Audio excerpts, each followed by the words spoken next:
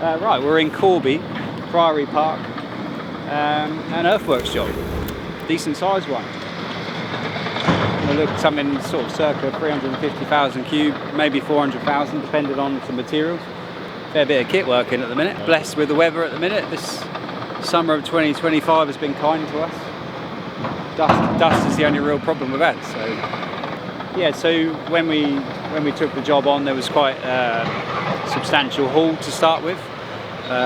You know, meaning you're getting towards 1.5 kilometres from the dig to where the trucks were tipping. So we hired in some bigger trucks. So we got a handful of 40 and 45 ton trucks to start with. Just because when you're hauling that distance, obviously you want as much as possible.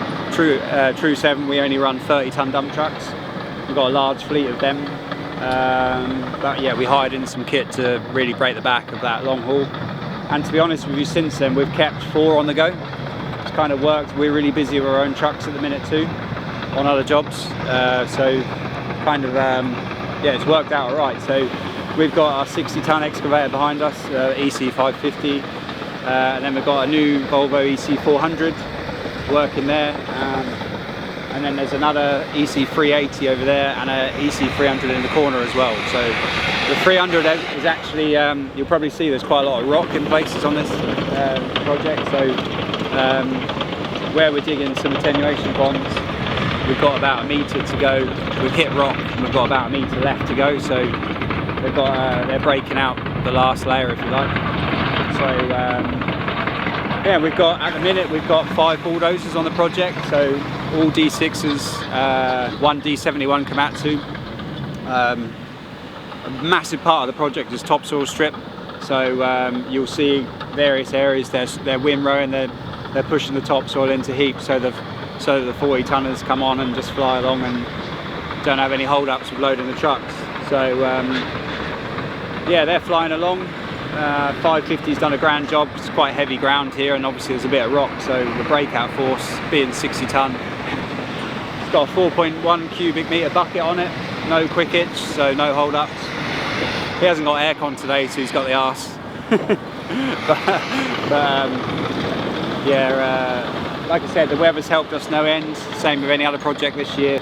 Sticky ground, so you can imagine it would be I know on Monday after the rain we had on Sunday, it's certainly a bit greasy to be getting on with. So yeah, they're flying along. There's a couple of water tanks going around as well. Like I said before, the dust has been an issue.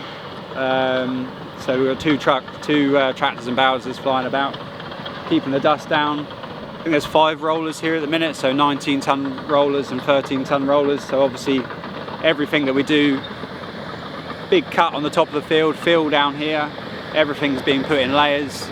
The client's testing it, testing every layer for us, so fairly stringent with that side of things, fairly on it with that. So I believe Priory Park is 16,000 homes. It's a 16,000 home development. I think this is the last parcel on this, in this area certainly. I think there's circa 3,000 homes going in this area that we're working on, so all for housing. And obviously there's big area, so there's different parcels which will, I guess, be sold off to different developers, I'm sure. Our job is to come in and get it to a certain level. Everything is on GPS, so all the different areas and humps and bumps that you see are all designed on a model. Challenges on the job so far have been minimal. Like I said, dust has probably been the one thing we've got to be conscious of. The whole site is run with HVO fuel, which is, you know, not something that's particularly common to us, but obviously the client's request. So the rest of Tru 7, we do carbon offset for every litre of fuel that we buy. But this client in particular asked us to run HVO, all the machines being tier 5 compliant, they all work with HVO without any issues. Obviously burning through a lot of fuel in a week. There's 25 machines to start with. I think we've dropped a couple. Naturally 25 machines means 25 men, 25 individuals working. We've actually had 1.4 females working on the project as well, which has been good to see. They've been really good truck drivers. Yeah, their job's 2 hours from our site, so a lot of the guys are are local people that we've employed for the project, as well as obviously some long-standing employees that work for us that are sort of in the Cambridge area, so not a million miles away. But yeah, the hired-in kit's been good, been reliable. All of the excavators and dozers are our own.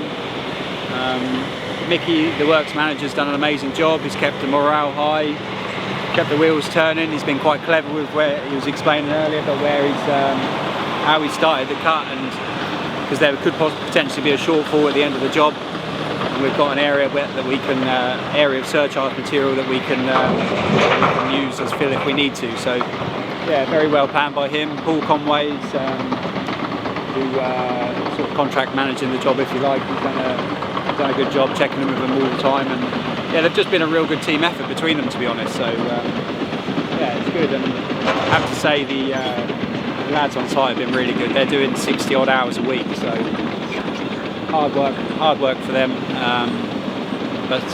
Yeah, they broke the back of the job now, and it looks like we're going to have a few more weeks left, and we'll be out of it.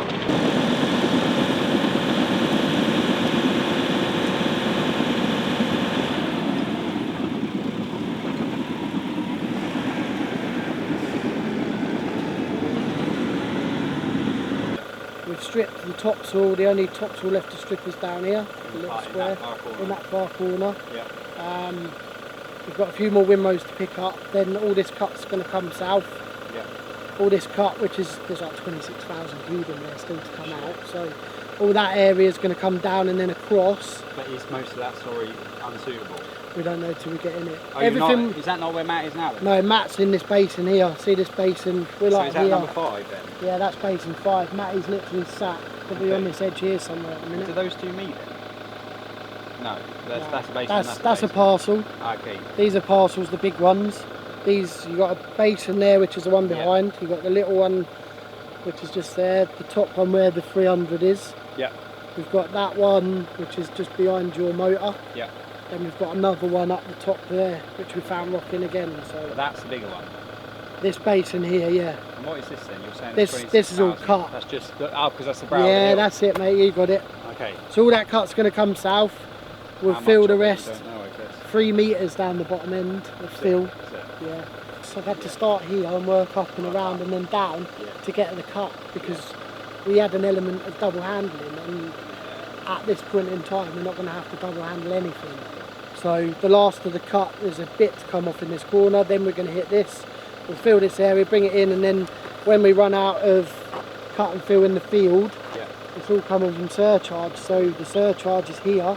So we've got the shortest haul possible. So one thing we haven't mentioned, Mark, is that we've got one of our first plant operator apprentices on this project. He's been on it since the start, hasn't he? Tyler has, yeah. He's driving a 40-ton excavator with generally about 3 or 4 trucks under him all day for 12 hours. He only joined us as an apprentice 16 or 17 months ago on the first cohort. And I think they only actually come out in a couple of weeks, don't they? So he hasn't even finished it yet, and he's on a project like this, doing that length of time a day, driving that size of machines with that pressure. And I can tell you from my minor experience, when you've got 2 or 3 trucks under you, it can be hectic, can't it? It can be, mate. Yeah, it can be. But in fairness to Tyler, he's been a breath of fresh air. Brilliant. Definitely has. He's coping really well. He's also very flexible because he can drive a truck. Yeah. We give him a chance on the digger, mate, and he's just excelled. He's been, I'm grateful to have him in a sense. He's mixing it with experienced operators, and he's more than holding his own. So it makes, like, for us to obviously offer the opportunity for the apprenticeships is one massive thing, but it makes it well worthwhile, and it makes us proud when you see that happening. But there's 2 parts of it. You've got to find the lads or the people that are interested in the actual in doing the job and willing to listen. But we're lucky that we've got people like you, Steve Eagle, Rowley, that are actually willing to help the youngsters, because before it wouldn't happen, would it? I was in Tyler's shoes in 2000 and 2001. But how many people wanted to help? Nobody. Absolutely nobody. So credit to you and people like yourself for actually wanting to help them and giving them a chance, because the easiest thing to do, and it's what happened in construction for the last 20 years, He's going, nah, don't worry about them, don't worry about them. And guess what? Now we've got a shortage. Yeah, mate. So these guys are the next ones through, They are aren't they? the next generation, yeah. And we've got 32 apprentices now coming That's through. incredible. So it's a big thing, but they can be interested. But if you guys are not willing to help them, it's good for nothing. So credit to you for letting him have a go. I'm like I say, I'm all for it, mate, because I was there when I started in this industry, and it like you just touched on. Then I had no help myself. I had to battle my way through every single job, and there's a lot of guys on here, like even especially Matt. Yeah, he's on the phone to him constantly, showing him, telling him, teaching him, you know, giving him that advice that they need. Yeah, and obviously myself and Paul as well, and other operators on site, Joe on the other digger. Everyone's been great. Yeah. He's doing that well that when I tell these other guys that are here, he's an apprentice, they're like, what? Yeah, they don't believe it. Yeah, it's cool. You'd never know unless you were told. No. So. And Matt's a pro BMXer. Yeah. So he's been with us a couple of years now, hasn't he, Matt? Yeah.